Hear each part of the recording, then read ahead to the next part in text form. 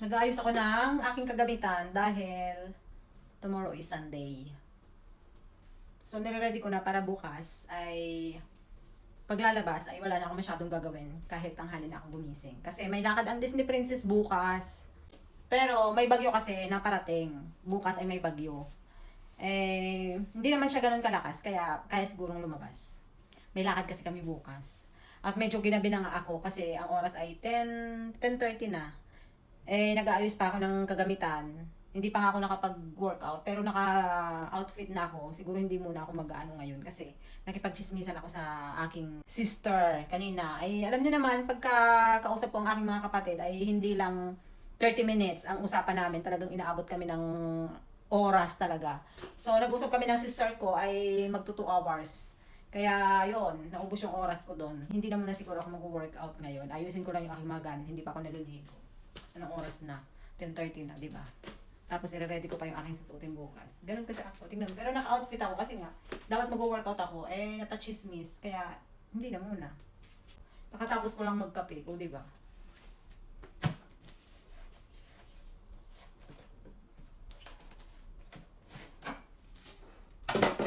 Alive na naman tayo ngayong gabi. Kasi nagkape.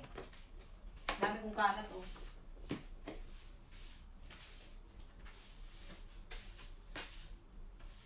Linis muna ako.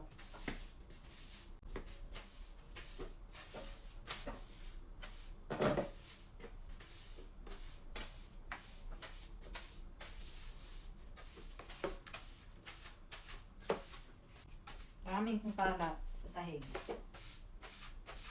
Inaantay na ako ng aking mga pinapanood. Kaya kailangan ko na magmadali. Chan, chan, chan. Medyo malaki ang tiyan natin ngayon kasi hapon, di ba? So, yung mga kinain natin sa buong maghapon. Pero pag sa umaga, ay plat na plat yan. Di ba? Hugasan ko muna itong aking pinagkapihan.